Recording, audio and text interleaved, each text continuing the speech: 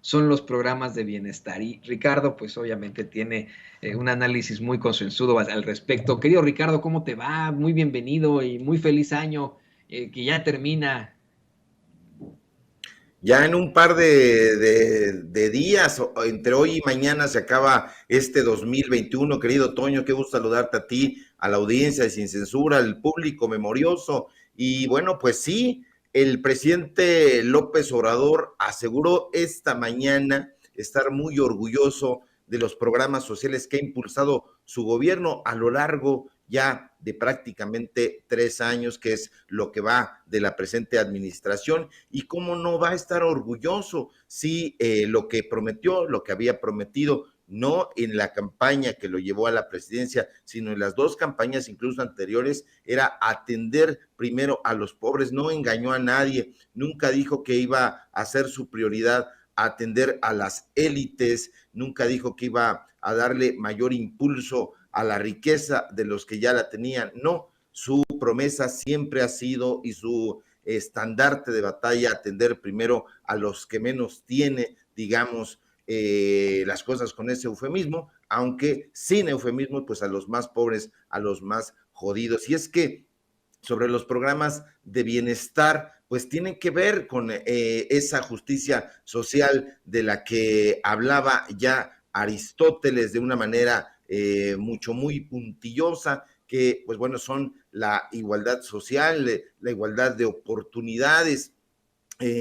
Ya hablaba de la justicia distributiva, y aunque no existía el concepto de Estado, pues bueno, ya se apoyaron en estas ideas de Aristóteles para que existiera todo lo que ulteriormente iba a venir, que eran el estado de bienestar, el combate a la pobreza, la distribución de la renta, derechos laborales, sindicales, etcétera. Y eso es importante, hay que alegrarse. Yo veo que en la prensa corporativa no lo hacen, y se entiende su malestar, porque nunca han querido al pueblo, no les interesa la igualdad, les interesa seguir en esta idea darwiniana de la fuerza de los que más tienen, y van despreciando, van arrinconando al pueblo de México. Y bueno, pues esa es la esencia del gobierno de López Obrador: la justicia social, destinar el presupuesto público a apoyar a la gente que más lo requiere, que más lo necesita. Y bueno, pues llama muchísimo la atención que esta mañana pues aportaran datos duros sobre la importancia de estos programas llamados programas de bienestar, y vimos desfilar pues a los diferentes personajes que están encargados de estas diferentes áreas de trabajo, presentando un reporte puntual sobre cada uno a una de estas áreas. Ahí pudimos ver a la subsecretaria del Bienestar, Adriana Montiel, vimos al coordinador nacional de becas para el bienestar, Benito Juárez, de la Secretaría de Educación Pública, Abraham Vázquez Piceno. También vimos a la directora general del programa La Escuela es Nuestra de la SEP, que es Pamela López, a Marta Baruch, que es subsecretario de Empleo y Productividad Laboral. En fin, vimos a Javier May, a todos estos personajes haciendo un resumen sobre los resultados que han reportado los programas sociales de combate a la pobreza, que no solamente han dado resultados para reducir las necesidades de estos sectores más castigados, más vulnerables, con mayores carencias, sino que en entidades como el Estado de México, pues bueno, incluso han tratado de emularlos, no han podido. ¿Por qué? Pues porque estos programas, como tú lo comentabas hace un rato, querido Toño, pues bueno, han sido utilizados por el PRI, por el PAN, como una herramienta electoral de esos partidos políticos. Desde principios del siglo pasado se ha lucrado con la pobreza de la gente y de los pueblos de México, y en eso pues son expertos tanto el PRI como el PAN por separarlos, pero pues bueno, la gente ya una vez que hemos estado develando en los medios de comunicación libres independientes, pues bueno, sabe qué son el PRIAN. Hay que recordar que la Secretaría de Desarrollo Social, para hablar de lo más, de las elecciones más cercanas, pues bueno, del Estado de México comenzó a despilfarrar recursos públicos para inducir el voto. Son datos duros, se hicieron reportajes al respecto. Lo mismo hicieron en 2018, hay que recordarlo también, para inducir el voto también entre los mexiquenses en ese momento, sobre todo en las comunidades rurales, en las comunidades indígenas, entre las personas que menos tienen, y bueno, de eso se dio cuenta en su momento. Los programas sociales de esos partidos políticos y durante las administraciones que los caracterizaron no fueron de combate a la pobreza, Toño. En realidad no buscaban terminar con ese fenómeno, sino simple y llanamente administrarlo, dosificarlo y capitalizarlo para fines electorales. Hay que subrayarlo, hay que decirlo con todas sus letras. Administraron la pobreza y simularon que existía una política de desarrollo social, cuando en realidad solo estaban pensando en beneficio de los intereses de las empresas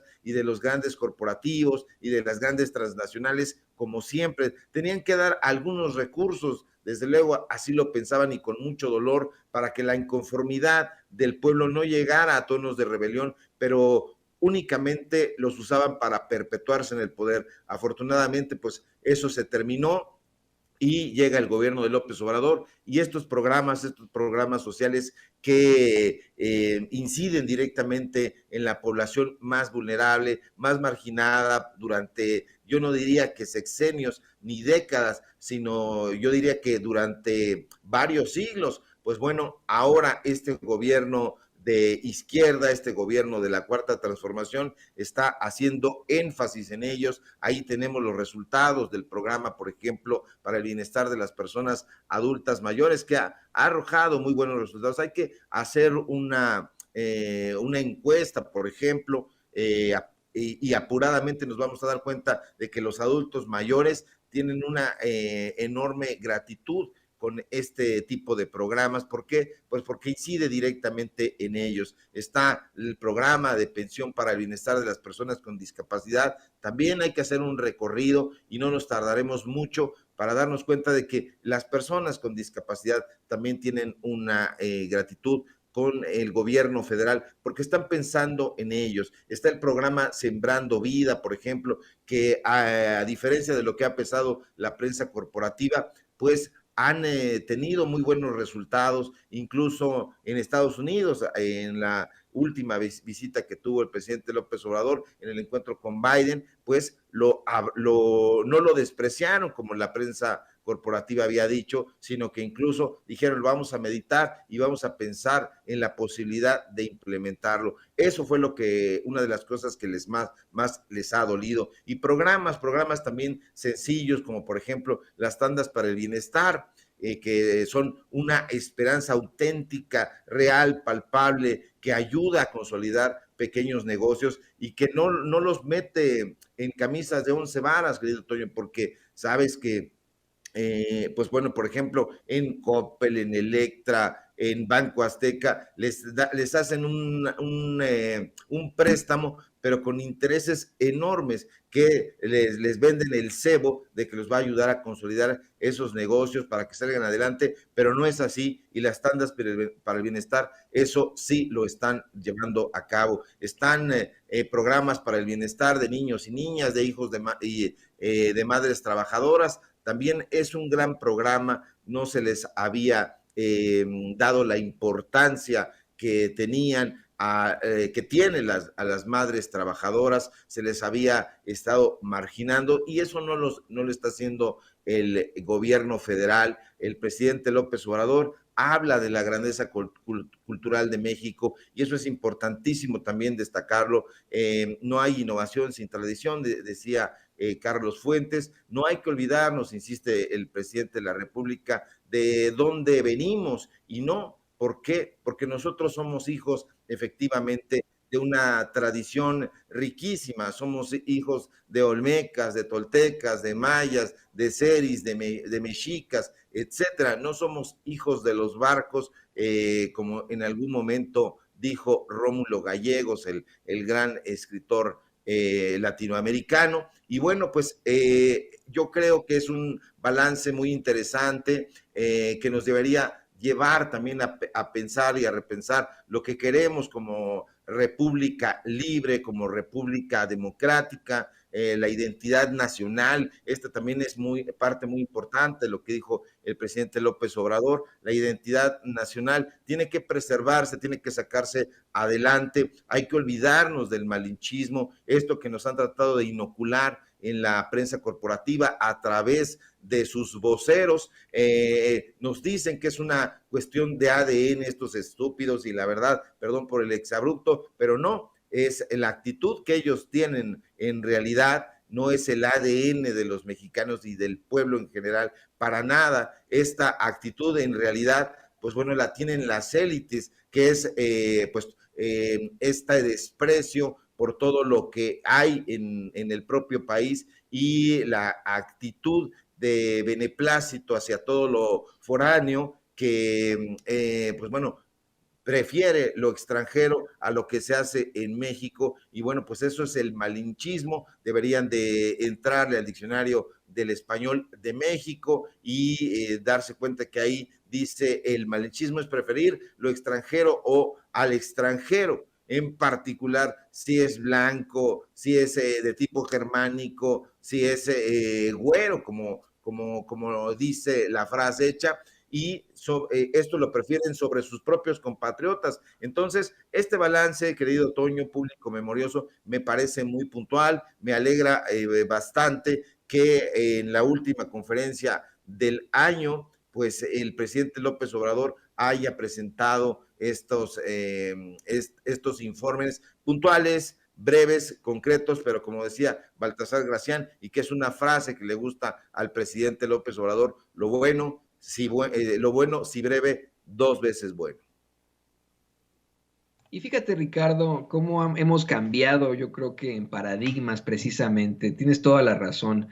Durante muchos años, yo creo que durante toda la época de la colonia, el México, pues ya poscolonial, independizado, durante la Guerra de Reforma, e incluso en la época posrevolucionaria, nos plantearon esa idea de que lo blanco estaba bien, lo europeo estaba bien, y llegaron ciertos momentos, me parece, en tiempos juaristas o en tiempos de Lázaro Cárdenas, en los que se buscó no nacionalismo, se buscó un patriotismo absoluto y estar orgullosos de nuestras, pues de lo grandes que somos. Yo incluso escucho a veces a arqueólogos o a antropólogos, historiadores, quejarse y dolerse mucho de que mucha gente no le gusta ir a los sitios arqueológicos porque se sienten, pues, ¿cómo decirlo? Preocupados por su pasado, a veces hasta avergonzados, eso me duele decirlo, ¿no? Cuando en la realidad podemos estar completamente orgullosos de nuestra idea, de nuestra cultura, de lo que somos como mexicanos, y creo que ha cambiado el paradigma. Creo que aquí en Sin Censura, con miembros como tú, Ricardo, como muchos otros de nuestros colaboradores, hemos compartido y cambiado ese mensaje, ¿no? Un mensaje en el que estamos más bien, pues, felices de nuestra gran cultura mexicana. Y le voy a pedir a don David que nos grabe, porque tengo solo un par de cuestiones sobre esta situación que se planteó hoy en la mañanera, sobre precisamente los programas del bienestar en lo general.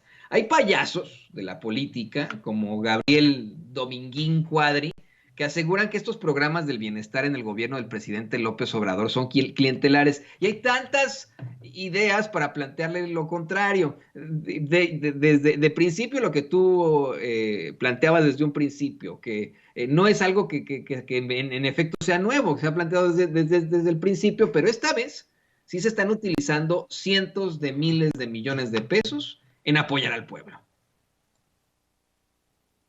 Sí, pues hay este tipo de personajes, pero ellos piensan que se actúa igual que lo se hacía en tiempos del PRI, en tiempos del PAN, que son amigos de Cuadri precisamente, pues este personaje abyecto que no entiende absolutamente nada de lo que es un programa social, no ha recorrido las calles del país, no ha recorrido los pueblos, los barrios, y si los recorriera ahí encontraría dos cosas: primero el repudio y enseguida el agradecimiento hacia el gobierno federal, que tiene estos estímulos que les están llegando a las personas de manera directa a través de los servidores de la nación o los siervos de la nación, no recuerdo exactamente cómo se llaman ahora, pero bueno, pues estos personajes que van de puerta en puerta y que el gobierno federal ha ido impulsando. ¿Para qué? Para que esos apoyos les estén llegando de manera directa y ya no exista una Rosario Robles, por ejemplo, secretaria de Desarrollo Social, que ahorita pues está sufriendo las de Caín precisamente por corrupta, por ladrona, y que estuvo en la gestión precisamente de Enrique Peña Nieto, y que ahora ya se le olvidó a pájaro político, animal político, ya se les olvida que ellos fueron precisamente los que sacaron el reportaje de la estafa maestra, conducidos por Claudio X González, ya se les olvidó, pero no, la gente que tiene una memoria importante, interesante y que es crítica, sabe muy bien que el gobierno de López Obrador pues está recibiendo las críticas acerbas de los medios corporativos. ¿Por qué? Pues porque no les está dando dinero, porque no les está dando chayote, porque no los ha maiceado, y bueno, pues ahora se está informando en estos espacios, en Sin Censura, como tú bien dices, porque se trata de aportar también y hacer un cambio de narrativa con respecto a cambiar el discurso. Esa es una parte también medular, la parte cultural, la parte educativa, porque durante mucho tiempo, durante sexenios, se tuvo entregada la educación y la cultura a ciertos sectores, a los grupos intelectuales de Enrique Krause, de Héctor Aguilar Camín, que tenían secuestrada incluso la Secretaría de Educación Pública, y ahí imponían una narrativa, imponían los contenidos de los intelectuales conservadores, y eso se les está terminando. Ya en estos 3 años ha existido un avance, y yo creo que en el tiempo por venir pues ocurrirán cosas también muy, muy interesantes, y la narrativa está cambiando, ya está cambiando, y eso es de celebrarse.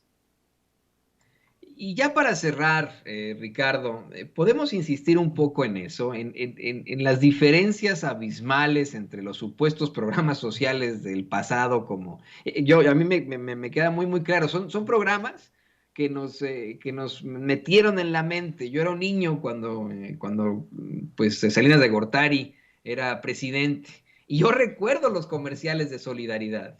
La verdad es que no cambió nada, la verdad es que el rezago fue aún peor, la verdad es que Salinas de Gortari fue quien abrió la puerta, señoras y señores, al abandono absoluto del pueblo. Yo ahí sí estoy completamente de acuerdo, mi querido Ricardo y público consentidor, con el presidente López Obrador, en que Carlos Salinas de Gortari es el padre de la desigualdad moderna, y esta pues mamada que se inventó de solidaridad, una copia ultra barata y mentirosa del programa interpuesto por el gran Lech Walesa en Polonia, es una verdadera burla, pero son burlas que llegaron a niveles insospechados, como esta supuesta cruzada contra el hambre de Enrique Peña Nieto, ¿no?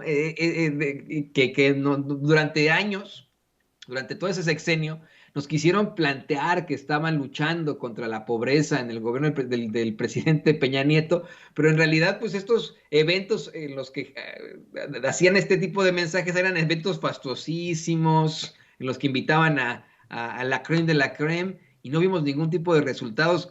¿Qué diferencias abismales hay entre estos dos momentos históricos, querido Ricardo?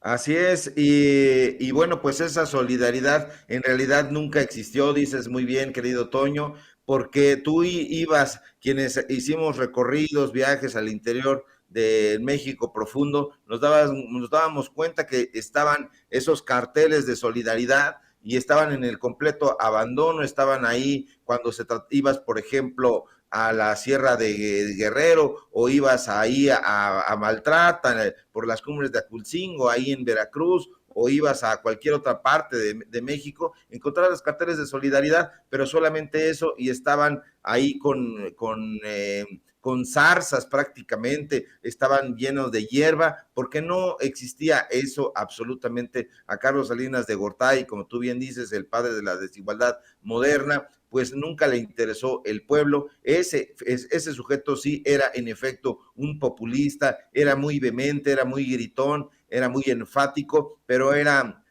simple y llanamente pues un personaje lleno de retórica, y las acciones estaban muy lejos de cumplirse. Y de Peña Nieto, pues qué decir, fue un epígono precisamente de Carlos Salinas de Gortari, un personaje salido de las catacumbas del grupo Atlacomulco, uno de los grupos más lesivos a este país, gente como su tío Montiel, que también fue gobernador del Estado de México, y que esa caterva se va presentando hasta este momento, donde hay que ver cómo les distribuyen esta ayuda social en esos gobiernos. Este gobierno, el gobierno federal, el gobierno de López Obrador, está distribuyendo apoyos reales, apoyos sociales, y les está llegando directamente a los beneficiarios. Allá no, es y era a través de personeros, y la ayuda social consistía en darles una torta, un Boeing, unos pesos para que los llevaran a los mítines y apoyaran y se desgañitaran coreando a estos personajes superfluos. Afortunadamente eso se ha terminado, y yo no recuerdo en la historia de México que haya existido un presidente que haya reunido a parte de su gabinete en la cuestión social y se haya presentado frente a los medios de comunicación a dar pues un análisis puntual, un reporte preciso de qué es lo que se está haciendo con el dinero, cómo se está distribuyendo y a quién está llegando. Y eso lo ha hecho López Obrador no solamente hoy, que fue una ponencia breve, sino lo ha hecho a lo largo de estos 3 años prácticamente, y eso nadie se lo puede cuestionar. Obviamente vendrán fake news, vendrán ataques. ¿Por qué? Porque son los ataques de la prensa corporativa desesperada, porque a sus jefes les quitaron ya el dinero, los fideicomisos y los recursos que antes, en lugar de ir para los pobres, iban a su bolsillo. Pues, querido Ricardo, si no te llego yo a ver mañana por X o Y, te quiero desear a nombre del equipo de Sin Censura un gran año. Este año que terminamos contigo, nos da mucha felicidad terminar el año con Ricardo Sevilla aquí, nos da mucha felicidad que seas parte de este equipo, que seas, pues, vamos, no el tejedor, bueno, no como te quieren poner, ¿no? El tejedor de propaganda, sino un tejedor de la verdad. Ya para dejarnos de tonterías, a mí me parece que en todo caso, si eres tejedor, eres un tejedor de la verdad con justicia. Le duela a quien le duela. Aquí en Sin Censura, Ricardo Sevilla ha hecho planteamientos en los que a lo mejor no podemos nosotros estar de acuerdo, yo o Vicente, o sí podemos estar de acuerdo. Y ese es el punto, que este micrófono sea de todos, que no existe una línea, una tendencia, eso en Sin Censura no existe. Y me da mucho gusto, querido Ricardo, que seas parte de este equipo. Si puedes, pues de una vez compártenos tus redes sociales y la forma en la que la gente te puede buscar ahí en Regeneración MX.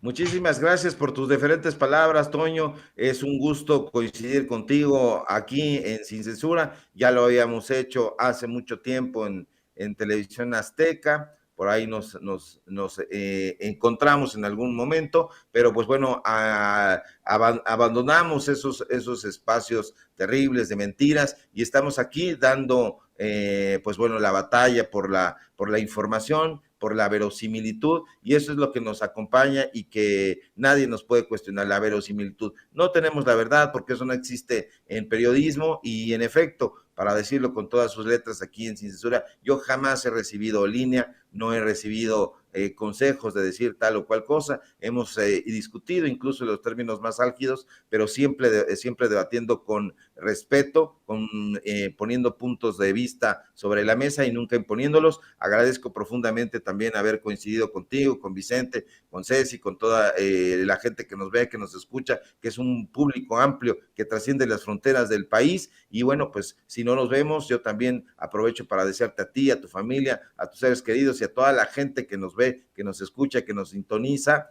pues un feliz año. Vendrán tiempos álgidos y hay que estar preparados. Un fuerte abrazo, síganme por favor en Twitter, @Sevilla Crítico, en Facebook, Ricardo Sevilla, así nada más, en Regeneración MX, en Los Datos Duros. Hoy tenemos programa de 4 a 5 y media, y en Tiempos de Canallas, allá con esta parodia, con esta sátira, que esperemos que en algún momento nos acompañes también, querido Toño, para que te pases Claro. un momento muy, muy divertido. Te mando un abrazo y pues estamos al habla. Muchas gracias. Tú di rana y yo salto, ¿eh? Yo le entro con mucho gusto, por supuesto. Perfecto, ya dijiste. Tú avísame y con mucho gusto participamos. Ahí tiene usted al queridísimo Ricardo Sevilla. Sevilla Crítico, recuérdese, @Sevilla Crítico, vaya que es crítico, el gran escritor y analista, periodista aquí